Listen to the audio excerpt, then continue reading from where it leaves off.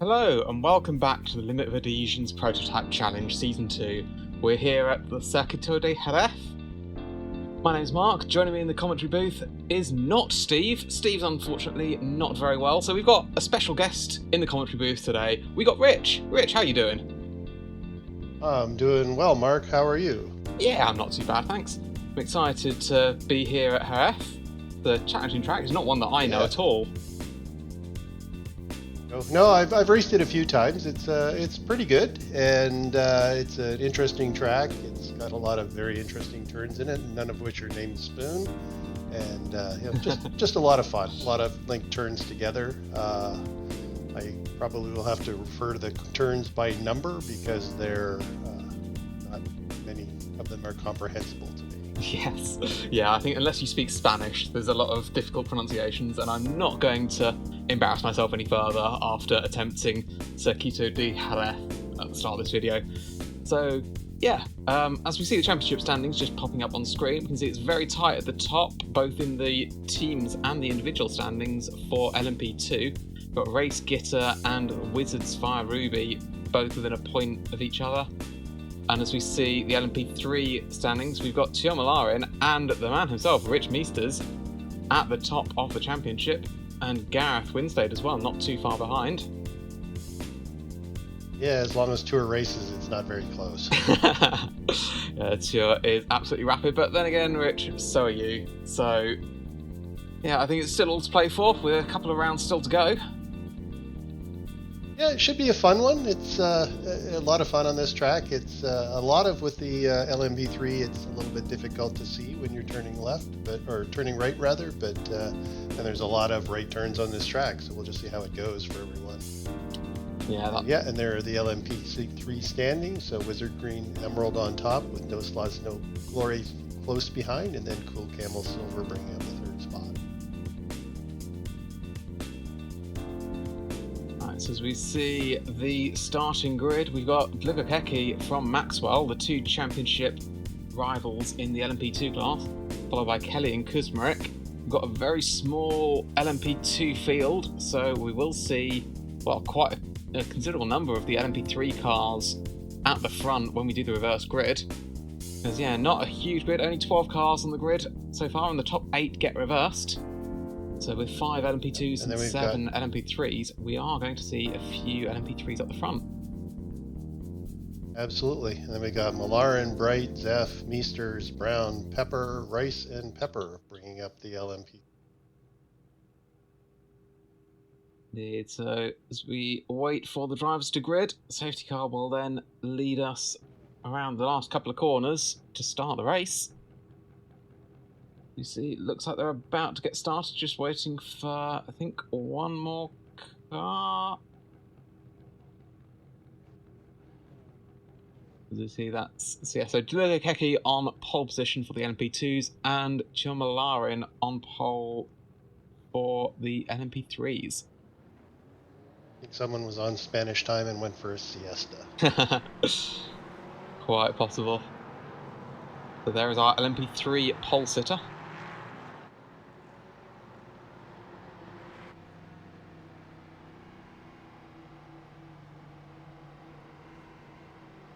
And Chumalarin, they're not leaving a gap to the LMP2 cars, so he wants to be right there to take advantage of any chaos.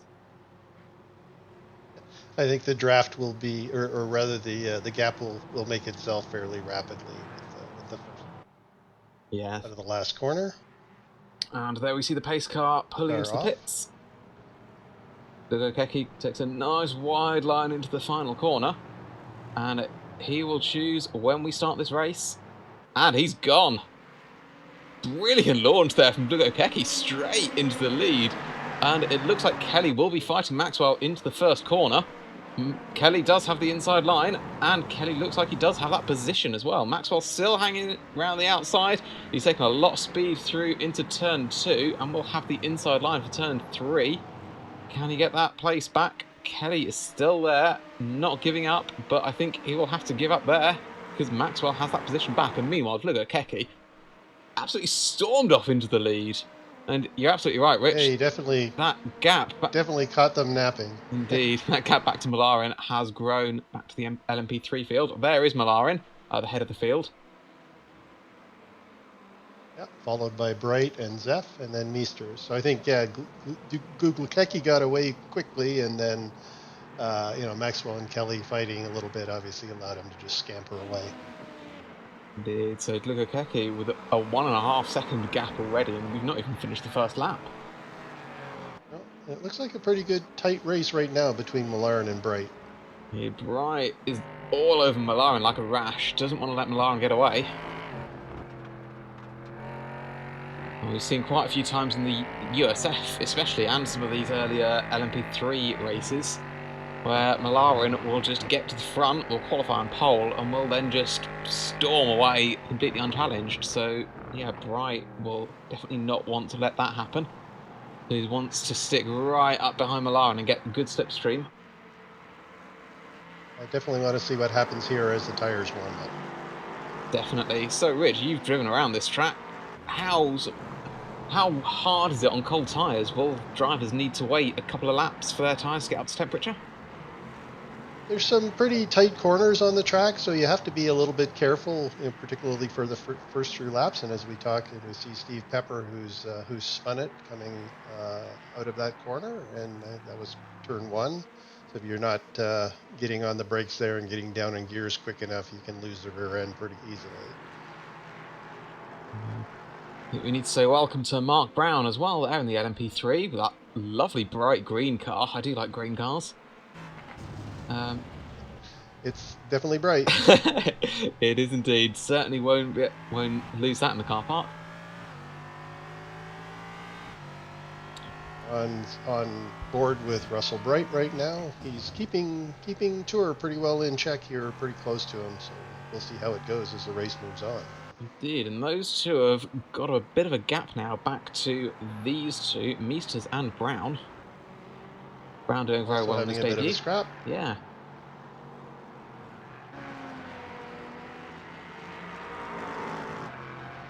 So that gap. Are missing the final chicane here on this layout, so it is a bit of a just put your foot down after that last shorter corner and kind of keep it going all the way until you hit this hairpin here. As we see, there's Russell Bright. There is Dan Rice getting. He's in the LMP2, getting past the LMP3 traffic. Of course, that is for position, as Dan started from the back. So, yeah, he'll want to have cleared those cars as easily as possible. And now he's quite a way back from Pavel Kuzmarek. At 18 seconds back. So, yeah, it's going to be hard to move forward. Yeah, you'll slowly make it up, perhaps, and at least get away from the LMP3s and get out of sight from them. So only 10 laps here, and we are already on lap 3 as we see Russell Bright go to the inside of Malarin. Can he get it stopped? Can he get the position? He certainly got it stopped, and he certainly got the position. Well done, that was a brilliant move, but Malarin looks like he's coming straight back. Hugs the inside line in the next corner. And now we get the inside for the next one. Yep. Here, so now we get to this nice fast flowing section. So we see Pepper in the pits. I'm not quite sure which Pepper that is. Yeah. So we've got 2 of them. But one of the Peppers in the pits. Looks like Mr. Bright has made the pass stick, and he'll carry that right through to the hairpin into starting and finish the straight. Indeed, so that was a good decisive move, one that he had to make. And yeah. Doesn't look like Tour is going to let him go, though, so we'll have to keep an eye on that. No, but one thing we do need to bear in mind is Meesters is not too far back, so depending on how much these guys fight, as Malarin so late on the brakes and closes right up into turn 1, if these guys fight too much, then Meesters and Brown might be able to catch up. Oh. Like Meesters has had an off, so commentator's curse there. Not going to happen right away. So that promotes Brown up to a podium position. Yeah, Mark Brown. A little bit of racing left to go. Indeed, there is. So Brown, I think this is his first race in the prototypes. I'm not sure if this is actually his first race in the limited edition. But either way, very warm welcome. Welcome to him. Yeah. Yeah, certainly doing a grand job on his debut.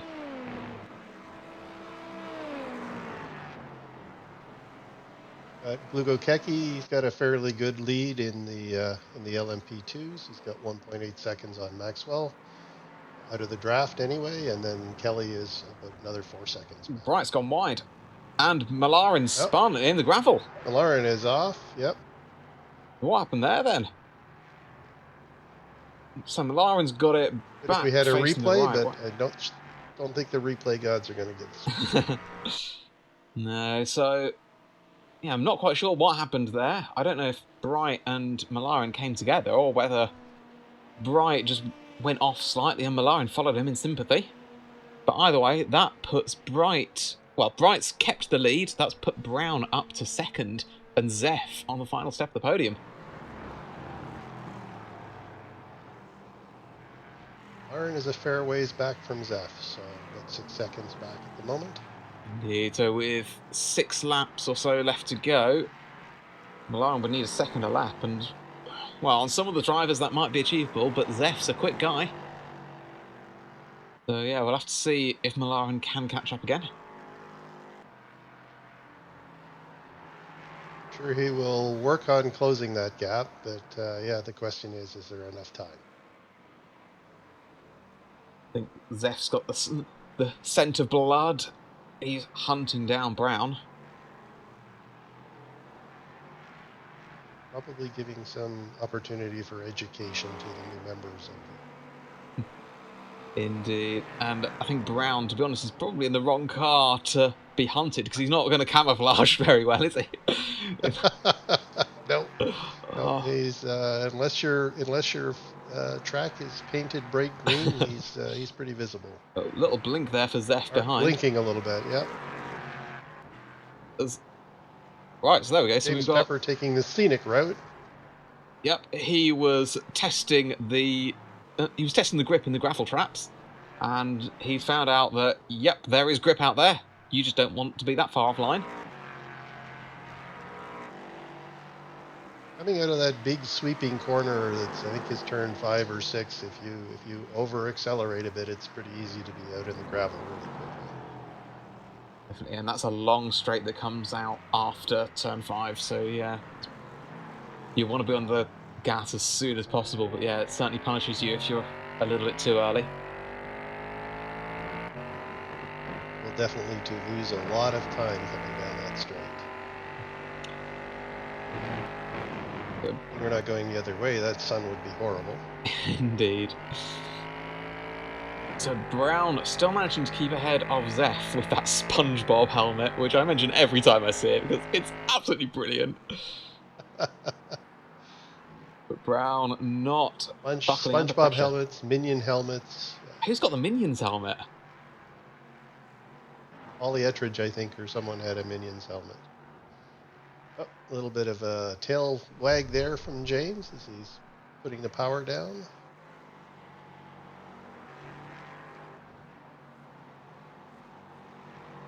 Brown does not appear to be intimidated by Zeph. He doesn't know. So Bright's got a sizable lead. He's now up to about 5 seconds. And looks like he's able to edge that gap out slightly as we see James Pepper again just confirming his previous experiment that, yep, that gravel will slow you down. Having a beach day, apparently. Indeed. So here's the move. Zeph going to the inside on Brown. Makes it stick. He does indeed. Yes. It was a good move there by Zeph. He made his intentions clear early on. Brakes late, got the pass done. Well, Malarin does not appear to be making any impact here, so I'm wondering if he's got some damage.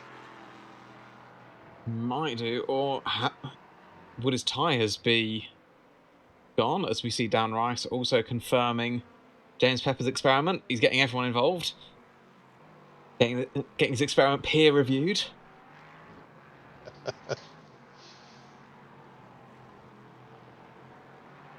A lot of sand around here. There is, yeah. Probably don't want to get it in your sherry, as this is big sherry producing regions. Of course, so it is.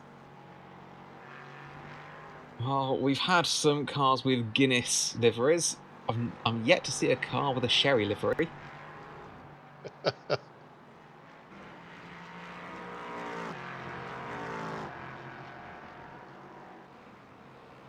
don't think you can get zero alcohol sherry either, to be honest. Oh, I'm sure you could. You see Zeph starting to pull away now from Brown. We've got that gap up to about a second, so Brown's still just about within the slipstream range, but he's going to be dropping out of that any minute now.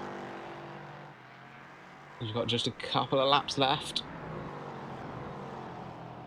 LMP2's David Dukakecki has pulled out about a 2.5 second lead, a little more, and it seems to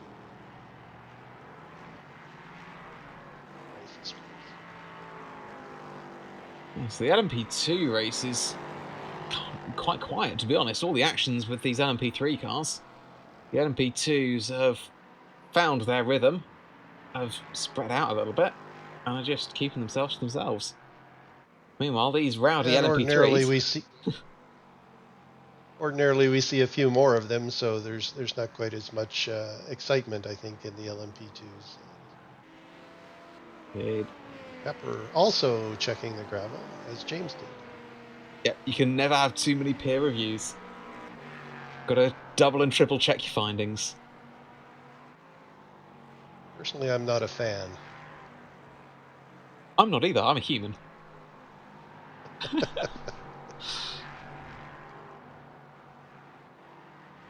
As we see Zeph. We've all made a trip to the gravel trap or two in our careers, but it's not my favorite place to be. Yeah, I prefer the tarmac.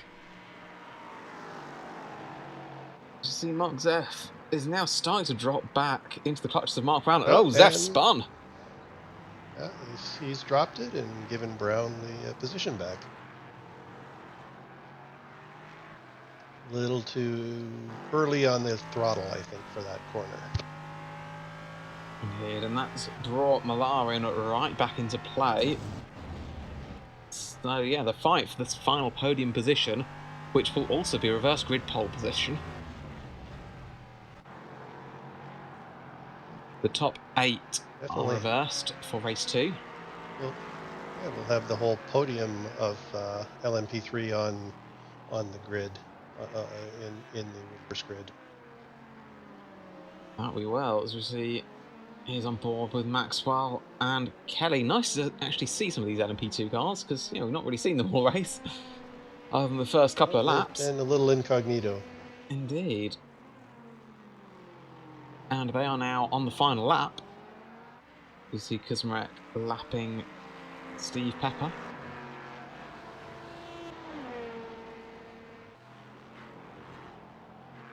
There's Rice, a little lock of the brakes as he breaks down into turn 1. Russell Wright then. Russell coming in for his last lap, I believe. Indeed it will be. And yeah, he's had a pretty good race, to be honest. He had that fight with Chur early on, managed to get past. And yeah, now has a solid result. Yeah, he's got a 7-second lead at the moment. All eyes are on this car here, Mark Zeph. Will he fall back into the clutches of Malarin? They're just now starting the final lap, so Malarin's... It does look like they're starting their final lap. Yeah, Malarin's about a second back, so it's going to be tough for him to get this final podium position in reverse grid.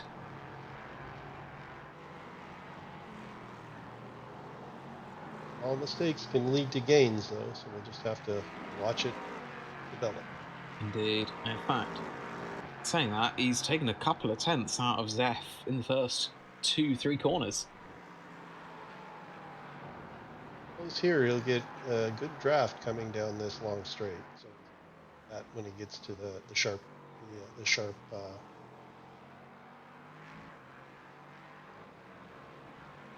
not quite close enough. Meanwhile, in the LMP2 grid, they have crossed the finish line to finish the race, so we do have confirmation of Dlugakeki winning from Maxwell, Kelly, Kuzmarek and Rice. As we wait for the LMP3 field to finish this lap and the race, we see Zef going a little bit too wide there. Malaren's getting closer, but I don't think he's close enough. With about 3 corners to go. Malaren. Both a little wide, and it's pretty flat through here, so we'll just wait to see what happens on the final hairpin.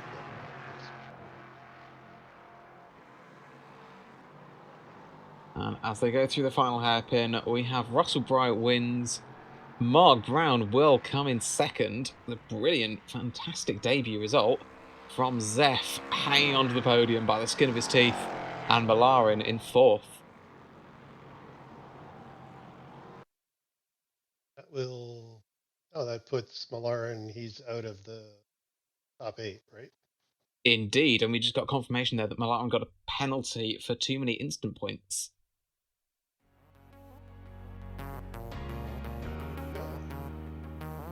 So here we have confirmation of race 1 results. Brilliant win there for Dlugakeki, who, yeah, stormed away at the start, and then we barely saw him again after that. So yeah, congratulations to him. Brilliant result. Followed by Stephen Maxwell and Kelly. And at the LMP3, we have Bright, Brown and Zef as the podium. Yeah, Zef will be on pole for the final, for the second race. He will, and confirmation there that Malaren did get that post-race penalty. So it cost him quite a chunk of time, 45 seconds off the leader, but didn't cost him any positions. There, yeah. And then we have Meesters, Pepper, and Pepper bringing up the rear. Good. So coming up, we have race 2, so it'll be reverse grid. So yeah, we'll see a bit of carnage of the LMP2 field. It tries to make their way past the top 3 in the LMP3s. So, thank you very much for watching. We've got our social links on the screen now, and they will also be in the description. So if you want to come and race with us, come and say hi. Anyway, I've been Mark. Joining me has been Rich. Thank you very much for watching. Goodbye. Bye.